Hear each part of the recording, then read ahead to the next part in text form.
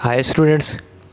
हमारे पास आज का जो लेक्चर है वो हम काई स्क्वायर डिस्ट्रीब्यूशन का ओवरव्यू लेंगे कि काई स्क्वायर डिस्ट्रीब्यूशन के जितने भी टेस्ट हैं तो वो हमारे कितने लेक्चर्स में कवर होंगे। सबसे पहले ये देखें काई स्क्वायर टेस्ट का जो हमारे पास टॉपिक है इसके टोटल जो हमारे पास लेक्चर बनेंगे वो 7 लेक्चर हैं। इसमें जो पहला टॉपिक हमारे पास था testing hypothesis of independence in contingency table, एक लेक्चर हमने इसका किया था और इसके साथ दूसरा लेक्चर जो हमारा था वो 2/2 कॉन्टीजेंसी टेबल का था। इसी टॉपिक के 2 लेक्चर थे हमारे पास। पहली वीडियो में हम testing hypothesis of independence in contingency table, इसमें के और आर की वैल्यू 2 से ज़्यादा थी, और जो दूसरा हमारे पास लेक्चर था, जो दूसरी वीडियो हमने अपलोड की थी, उसमें 2/2 कॉन्टीजेंसी टेबल को डिस्कस किया था। 2 लेक्चर हमारे इस टॉपिक के हो गए कॉन्टीजेंसी टेबल के, जिसको इंडिपेंडेंस टेस्ट कहते हैं हम। और इसके बाद नेक्स्ट जो हमारा दूसरा टॉपिक है, 4 वीडियो हमारे पास इसकी होंगी। इसमें हमारे पास गुडनेस ऑफ फिट टेस्ट जो है, इसमें एक बाइनोमियल डिस्ट्रीब्यूशन होगी और एक पॉइसन डिस्ट्रीब्यूशन और एक हमारे पास normal distribution.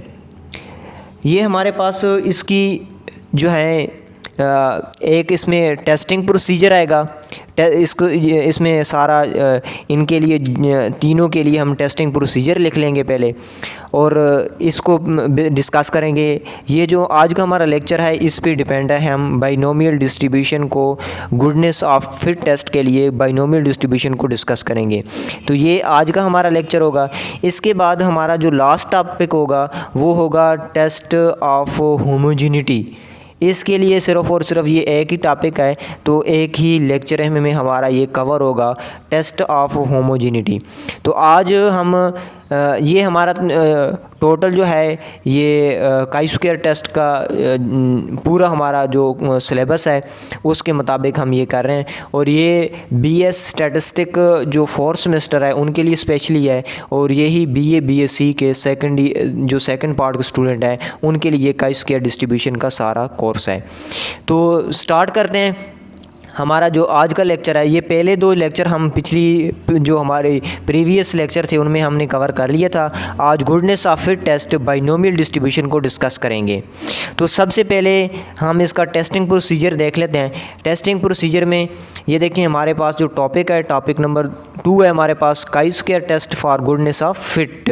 Goodness of fit test में, अब गुडनेस ऑफ फिट टेस्ट हम क्यों लगाते हैं काई स्क्वायर डिस्ट्रीब्यूशन में, तो ये स्टेटमेंट पढ़ने से हमें पता चल जाएगा कि goodness of fit test chi square distribution में क्यों यूज़ होता है। A chi square statistic can also be applied even when the cell probabilities are not known and they depend upon the unknown parameter of specified distribution such as the binomial distribution, the Poisson distribution and the normal distribution.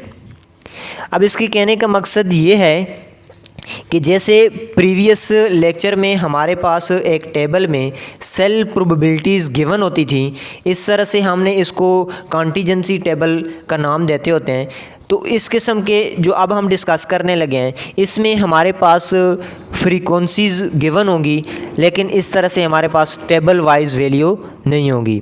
ये कहते हैं chi square statistic can also be applied even when the cell probability are not known. जो probabilities होंगी वो हमें given नहीं होगी। They depend upon the unknown parameter specified distribution. हमारे पास जो है डिस्ट्रीब्यूशन होंगी, इस किस्म की जब डिस्ट्रीब्यूशन का वर्ड्स आ जाए, बाइनोमियल डिस्ट्रीब्यूशन हो, पॉइसन डिस्ट्रीब्यूशन हो या नॉर्मल डिस्ट्रीब्यूशन हो, इस किस्म की जब डिस्ट्रीब्यूशन के साथ वो काई स्क्वायर टेस्ट लगाने को कहता है। ये सिर्फ कहता है टेस्ट दी जो भी टेस्टिंग आएगा उसके साथ अगर इस किस्म की डिस्ट्रीब्यूशन लिखी है तो आपने इसका प्रोसीजर जो है इसी तरह ही लिखना है। आपको पता है कि टेस्टिंग प्रोसीजर में हमारे पास 6 स्टेप होते हैं। तो हम यहाँ पे पहले हेडिंग देते हैं testing procedure for a goodness of fit test in chi square distribution. Chi square distribution में गुडनेस ऑफ फिट टेस्ट को डिस्कस करने के लिए हमारे पास पहला जो स्टेप होता है, formulate the null and alternate hypothesis. Null hypothesis भी H0 हमें बनाना होता है और H1 बनाना होता है। ये आप इससे अवेयर हैं कि ये आप H0 में हम लिखते हैं the population has a specified probability distribution. अगर नॉर्मल डिस्ट्रीब्यूशन है तो हम लिखेंगे कि नॉर्मल डिस्ट्रीब्यूशन, अगर बाइनोमियल डिस्ट्रीब्यूशन है हम लिखेंगे बाइनोमियल, अगर यहाँ पे पॉइसन डिस्ट्रीब्यूशन है तो हम देखेंगे the population has a Poisson distribution. उसके बाद यहाँ पे H1 में हम लिखते हैं कि the population does not have the specified probability distribution. उसके बाद दूसरा जो हमारा स्टेप होता है उसमें हम लिखते हैं लेवल ऑफ सिग्निफिकेंस। हेडिंग देंगे choose the level of significance. जो ज़्यादातर कॉमनली यूज़ करते हैं हम वो अल्फ़ा की वैल्यू 0.05। उसके बाद हमारे पास आ जाता है टेस्ट स्टैटिस्टिक। टेस्ट स्टैटिस्टिक हम ये यूज़ करेंगे काई स्क्वायर की कैलकुलेटेड वैल्यू फाइंड करने के लिए। हमारे पास पॉइसन, बाइनोमियल और नॉर्मल डिस्ट्रीब्यूशन के लिए यही फार्मूला इस्तेमाल होगा कि एफ ओ ऑब्जर्व्ड फ्रीक्वेंसी में से एक्सपेक्टेड फ्रीक्वेंसी को माइनस करके स्क्वायर लेंगे और उसको एक्सपेक्टेड फ्रीक्वेंसी पे डिवाइड करके सम करेंगे तो हमारे पास काई स्क्वायर की कैलकुलेटेड वैल्यू आ गई। इसके साथ जो डिग्री ऑफ फ्रीडम होगा, ये नोट करने की बात यह है कि पहले हम इंडिपेंडेंस में डिग्री ऑफ फ्रीडम लिखते थे R-1 इंटू K-1। कॉलम्स में से एक माइनस कर लेते थे और रो में से एक माइनस करके मल्टीप्लाई करने से हमारे पास डिग्री ऑफ फ्रीडम आ जाता था। लेकिन अब गुडनेस ऑफ फिट टेस्ट में बाइनोमियल डिस्ट्रीब्यूशन, पॉइसन और नॉर्मल डिस्ट्रीब्यूशन में आपने ये करना है K-1 minus number of estimated parameter. अब आपको पता है कि बाइनोमियल डिस्ट्रीब्यूशन में हमारे पास पैरामीटर होते हैं, नॉर्मल डिस्ट्रीब्यूशन में भी हमारे पास पैरामीटर होते हैं और पॉइसन डिस्ट्रीब्यूशन में भी हमारे पास पैरामीटर होते हैं। जो नंबर ऑफ पैरामीटर होगी, इनकी जो पैरामीटर की जो तादाद होगी वो यहाँ पे लिखेंगे। अब बाइनोमियल डिस्ट्रीब्यूशन में हमारे पास पैरामीटर की तादाद 2 है तो यहाँ पे हम 2 लगाएंगे। और यहाँ पे के क्या चीज़ है हमारे पास, के हमारे पास है कैटेगरीज़। कैटेगरीज़ क्या है, अभी हम एग्जांपल डिस्कस करेंगे तो उसमें हमें पता चल जाएगा कि क्या चीज़ है और यहाँ पे नंबर ऑफ़ पैरामीटर्स हम कैसे मेंशन करते हैं। तो ये हमारे पास डिग्री ऑफ फ्रीडम आ जाएगा। उसके बाद आ जाता है हमारे पास क्रिटिकल रीजन, ये इसको रिजेक्शन रीजन भी कहते हैं। Depend upon alpha and degree of freedom. ये हम अल्फ़ा और डिग्री ऑफ फ्रीडम की वैल्यू को कंपेयर करके टेबल में से देखेंगे, वो वैल्यू और जो हमारे पास कैलकुलेटेड वैल्यू है उसको कंपेयर करेंगे। उसके बाद कैलकुलेशन आ जाती है, जो हमारे पास काई स्क्वायर है इसकी एक्सपेक्टेड वैल्यू भी हम फाइंड करेंगे और इसकी कैलकुलेटेड वैल्यू सारी हम फाइंड करेंगे कैलकुलेशन में। उसके बाद जो हमारे पास लास्ट और छठा स्टेप होता है वो होता है कंक्लूजन का। हम H0 को रिजेक्ट करेंगे जब हमारे पास कैलकुलेटेड वैल्यू टेबल वैल्यू से बड़ी आ जाए। जो हम वैल्यू कैलकुलेट करेंगे पूरा प्रोसीजर करके उस वैल्यू को यहाँ पे रखेंगे और एक वैल्यू हमारी अल्फ़ा और डिग्री ऑफ फ्रीडम से टेबल से वैल्यू आएगी। अगर टेबल वाली वैल्यू छोटी है कैलकुलेटेड वैल्यू से, मतलब कैलकुलेटेड वैल्यू हमारी बढ़ गई, तो हम रिजेक्ट करेंगे H0 को, अदरवाइज़ एक्सेप्ट करेंगे। इसी तरह हमारे पास एक एग्जांपल है, नंबर ऑफ़ हेड्स हमारे पास हैं 0, 1, 2, 3, 4, 5 तक। और इसी तरह हमें फ्रीक्वेंसीज़ भी गिवन है। ये शेर मोहम्मद चौधरी की जो हमारे पास स्टैटिस्टिक की बुक है BA BSc के लिए, उसकी एक एग्जांपल है 17.10। इसमें फ्रीक्वेंसी भी गिवन है हमारे पास।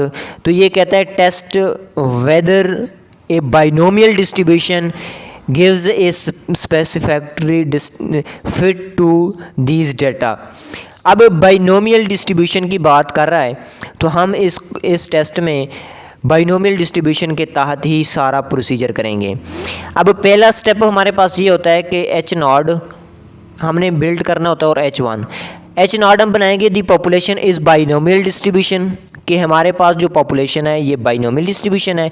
H1 में हम कहेंगे the population is not binomial distribution. Level of significance हमारे पास 0.05। टेस्ट स्टैटिस्टिक वही हम लगाएंगे, chi square is equal to summation observed frequency minus expected frequency का square divided by expected frequency. Degree of freedom के लिए हम फार्मूला लगाते हैं k-1 minus number of parameters. अब यहाँ पे इस क्वेश्चन में ये देखते हैं कि k की हमारे पास वैल्यू क्या है और नंबर ऑफ पैरामीटर्स क्या है हमारे पास। ये देखें टोटल कैटेगरीज हमारे पास ये हैं, ये कैटेगरीज 1 2 3 4 5 6, ये 6 हमारे पास कैटेगरीज हैं जो 5 टॉसेज हैं हमारे पास 6 कैटेगरीज हैं। और यहाँ पे 1 ये फार्मूले का आ रहा है जो दरमियान में पड़ा है और माइनस नंबर ऑफ पैरामीटर किए थे। अब आपको पता है कि बाइनोमियल डिस्ट्रीब्यूशन में हमारे पास 2 पैरामीटर होते हैं, एक हमारे पास n होता है, एक हमारे पास p होता है।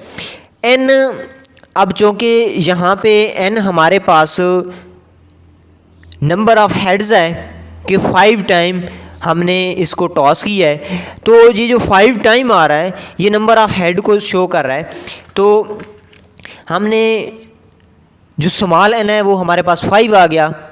इस वजह से अब बाइनोमियल डिस्ट्रीब्यूशन में चूँकि 2 पैरामीटर हैं n और p, अब इसमें सिर्फ़ और सिर्फ एक पैरामीटर जो p है यूज़ होगा, जो दूसरा पैरामीटर n है हमारे पास ये यूज़ नहीं होगा क्योंकि ये नंबर ऑफ हमारे पास जो टॉस हैं वो यहाँ पे इंक्लूड हैं। तो यहाँ पे हम ये भी नोट लिखेंगे कि a binomial distribution has 2 parameter n and p।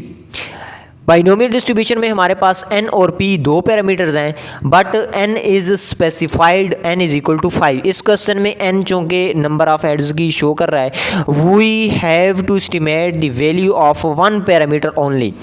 हमारे पास सिर्फ यहाँ पे सिर्फ एक पैरामीटर p यूज़ होगा फ्रॉम दी सैम्पल डाटा।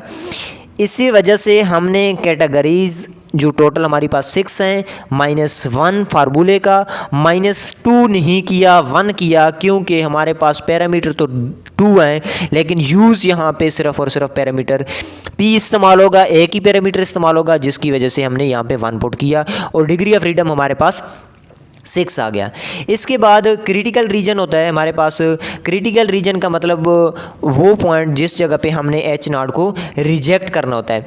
इसके बाद ये देखें हमारे पास अल्फ़ा की वैल्यू है 0.5 और डिग्री ऑफ फ्रीडम हमारे पास 4 आ गया। अभी हमने डिग्री ऑफ फ्रीडम फाइंड किया तो ये हमने जाके 0.05 को 4 के कॉलम में टेबल से वैल्यू जब देखेंगे तो हमारे पास आ गया 9.49। अब ये 9.49 हमारी टेबल वैल्यू है। अब जो कैलकुलेशन का पॉइंट है, कैलकुलेशन का स्टेप है जो हमारे पास 5वां, उसमें हम काई स्क्वायर की वैल्यू फाइंड करेंगे। ये टेबल वैल्यू फाइंड की। अब कैलकुलेशन में फॉर एक्सपेक्टेड फ्रीक्वेंसी, अब हमने एक्सपेक्टेड फ्रीक्वेंसी फाइंड करनी है क्योंकि हमारे पास ऑब्जर्व्ड फ्रीक्वेंसी गिवन है, एक्सपेक्टेड फ्रीक्वेंसी फाइंड करेंगे। तो बाइनोमियल डिस्ट्रीब्यूशन का हमारे पास फार्मूला होता है एक्सपेक्टेड फ्रीक्वेंसी फाइंड करने के लिए n capital N small n c x p की पावर जो हमारे पास x होगी और q की पावर n माइनस x, ये फार्मूला है। अब यहाँ पे हम देखेंगे जो n है ये हमारे पास 100 होगा। अब यहाँ पे ये देखें इस क्वेश्चन में हमारे पास ये जो फ्रीक्वेंसीज़ है इनको जब सम करेंगे तो ये हमारे पास कैपिटल N आ जाएगा। उसके बाद ये जो स्मॉल n है, ये जो ऊपर c के ऊपर पड़ा है या q की पावर n माइनस x है, इस n का मतलब है कि हमने 5 विन्स वर टॉसेस, हमने 5 टॉस किए हैं। तो जो x है, x ये हमारा 0 1 2 3 4 5 तक जाएगा। एक मरतबा यहाँ पे हम x की वैल्यू 0 पुट करेंगे, फिर 0 के बाद 1, फिर 2, फिर 3, फिर 5 तक पुट करते जाएंगे। n की वैल्यू वही कांस्टेंट रहेगी 100, स्मॉल n की वही 5 और p की वैल्यू और q की वैल्यू का अब मसला है। तो q और p की वैल्यू हम कैसे फाइंड करें? p हमारे पास होता है p is equal to x bar over small n।